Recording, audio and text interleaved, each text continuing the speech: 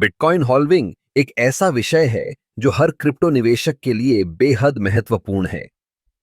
जब हम बिटकॉइन की बात करते हैं तो हमें समझना होगा कि यह एक डिजिटल करेंसी है जिसे 2009 में सतोशी नाकामोटो ने लॉन्च किया था।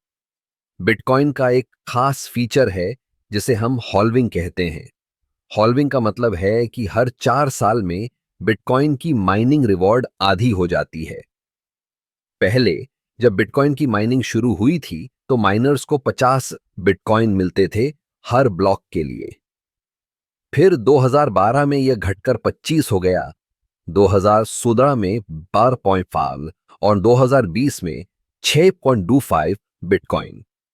अगली हॉल्विंग 2050 में होगी जब यह और घटकर 3,125 बिटकॉइन हो जाएगा।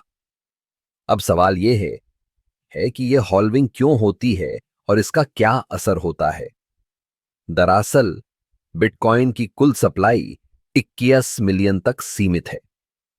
हॉल्विंग के जरिए बिटकॉइन की सप्लाई को नियंत्रित किया जाता है ताकि इसकी वैल्यू बढ़ती रहे। जब सप्लाई कम होती है और मांग बनी रहती है तो कीमत बढ़ने की संभावना होती है। इसका एक बड़ा उदाहरण 2017 का है। उस साल बिटकॉइन की कीमत ने आसमान छू लिया था और इसका एक बड़ा कारण हॉल्विंग था। जब माइनर्स को कम बिटकॉइन मिलते हैं तो बाजार में बिटकॉइन की कमी होती है जिससे कीमतें बढ़ती हैं।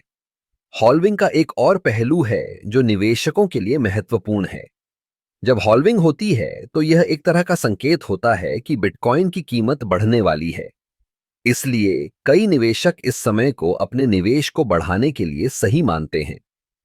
लेकिन हॉल्विंग के साथ कुछ जोखिम भी जुड़े होते हैं। बाजार में उतार चढ़ाव हो सकता है और कभी-कभी कीमतें अचानक गिर भी सकती हैं।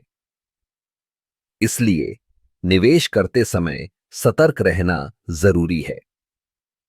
बिटकॉइन हॉल्विंग एक दिलचस्प और महत्वपूर्ण प्रक्रिया है जो न केवल माइनर्स के लिए बल्कि सभी निवेशकों के लिए एक संकेत देती है। यह हमें यह समझने में मदद करती है कि बिटकॉइन का भविष्य कैसा हो सकता है।